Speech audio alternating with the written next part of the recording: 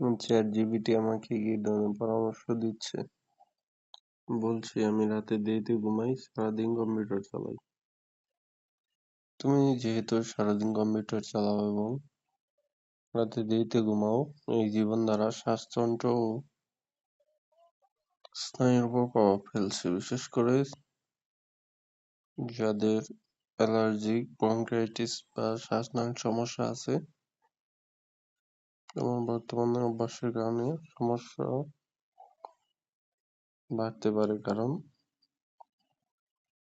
কম ঘুম immunity system দুর্বল করে, ফলে ঠান্ডা সহজে লাগে।